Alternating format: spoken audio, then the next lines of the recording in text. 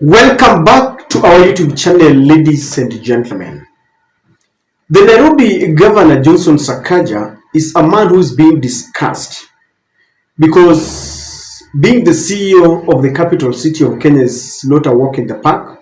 It is something that is really giving him a lot of headache. And the reason why it's even becoming more interesting is because the manner in which Johnson Sakaja managed to ascend to that position. When Sakaja was a senator, he was given a name, a super senator. And he used to speak in a manner that you'd feel that Sakaja understood the plight and the predicaments of Nairobians. In fact, I used to listen to him debate, and something in my mind thought this was the man to deal with the problems of Nairobians. And William Ruto picked him when William Ruto was now arranging his team to oppose when they became the rebels within. And Sakaja was one of Uhuru's best friends. In fact, he brags that he's one of the people who helped Uhuru Kenyatta in his first term, and he helped draft the Jubilee Constitution. So as Ruto was trying to constitute his brigade, Sakaja was picked, one, to help persuade Mudavadi to come back to Kenya Kwanza. Together with Malala, they did that. Number two, Ruto was building his campaign team, his leadership team within the youthful fraternity, because back then there was a campaign that Raila was old and he needed to go home. So Ruto was trying to bring a youthful team, and he picked Sakaja. And he also knew that Sakaja was commanding a marvelous support in Nairobi, because people just liked the way he used to articulate the problems in Nairobi. In fact, I remember during the debate, when we had a presidential debate and a gubernatorial debate, and Sakaja was placed with the Azimio's Igathe Polycarp. After that debate, the verdict was out, and many people felt that Sakaja had outperformed Igathe, even though in terms of experience, Igathe had been a manager, a CEO in very many companies. And they thought that Sakaja understood what he wanted to do. He talked about the water cartels in Nairobi, cleaning Nairobi estates, takataka hizo, and he talked of decongesting Nairobi. When he was articulating things, people say, this is the man.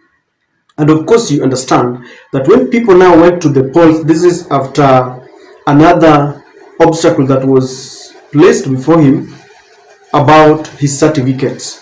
There was this story that Sakaja did not complete his degree, and later it was found out that I think it was just through the help of the courts and all that, because Ruto had endeared himself to the courts, and Sakaja was allowed to contest. During the election on voting, Sakaja was voted in by both this Azimio and Kenya Kwanza supporters. But then after ascending into office, Sakaja looks a shadow of his former self. Because if you look at the cartels, they are still there. There was a time he tried decongesting Nairobi, but the first opposition was from within his party. Rigathi Gachagua said that his attempts to move long distance vehicles from the CBD to Green Park was going to interfere with their businesses. And this tells me that maybe Sakaja is facing more opposition from within than what we think. People had hopes in him.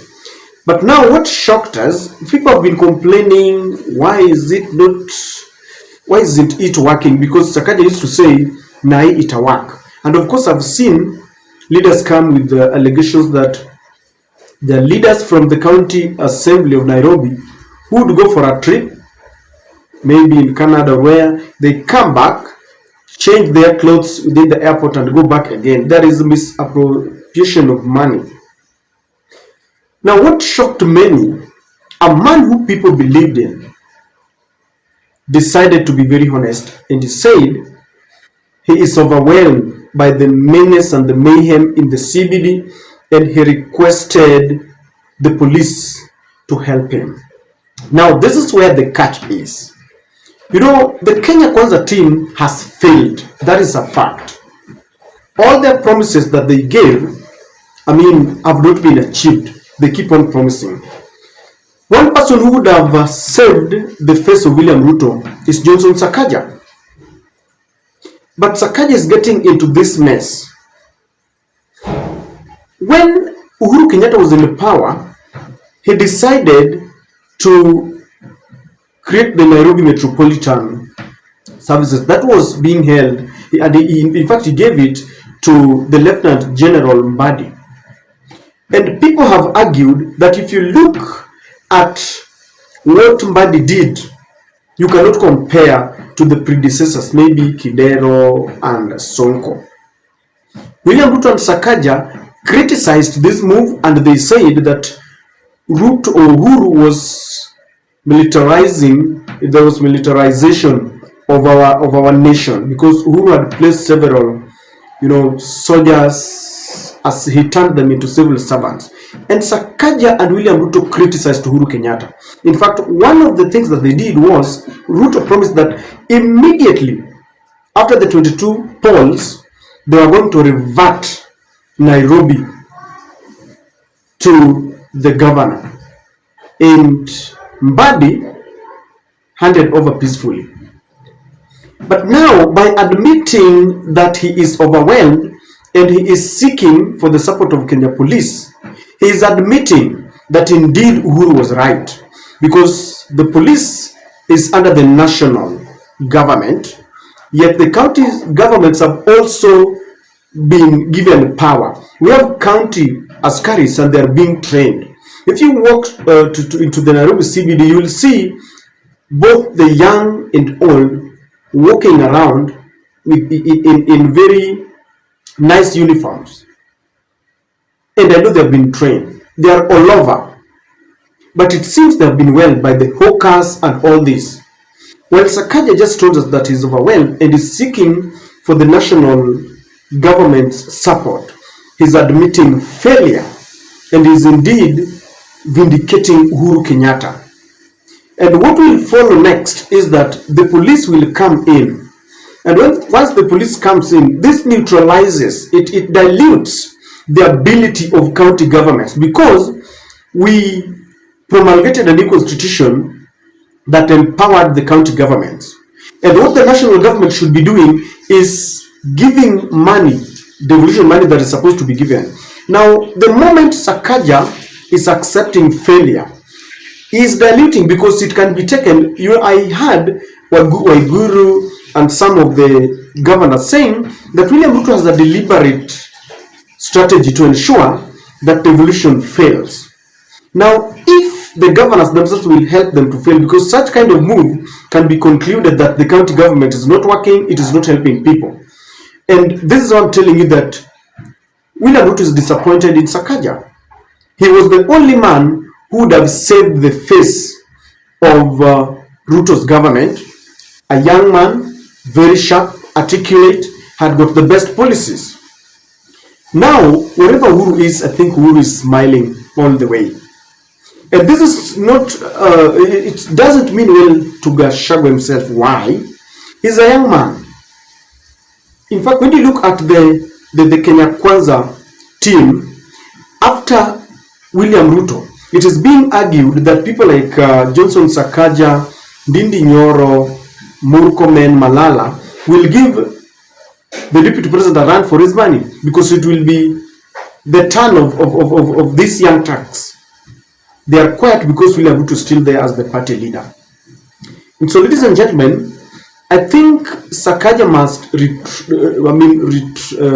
retrieve his steps and retrace the steps because people cannot believe that this is the same man who used to articulate issues, who had a plan. He had a plan A, plan B. In fact, he used to say the way he's going to, if it was decongestion, he had a formula for it.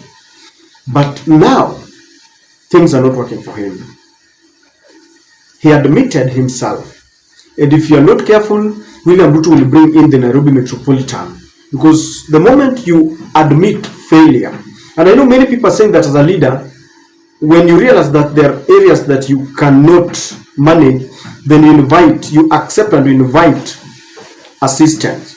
But some people are also saying, could there be a deliberate sabotage so that Sakaja can be seen as a failure? All this put together in a basket points to one thing: he has failed. Do you think Sakaja has a second chance? If elections were to be held today and Sakaja comes and maybe with Babu winner, because Babu's name is featuring, and maybe Tim Wanyoni, the Westlands Member of Parliament, who will win? Because Nairobians, if you walk around, they will tell you that Sakaja has failed. By saying he has failed does not mean that there aren't any some good things that he has done. I know he has tried here and there, but the main agenda that he talked about is no longer working for him. I don't know what you think, ladies and gentlemen, but I think Ruto is disappointed in Sakaja. And I've seen Sonko winning many of his cases. I have a feeling that William Ruto could even be grooming him to come back because Sonko commands a following. But that's a story for another day. That's my take.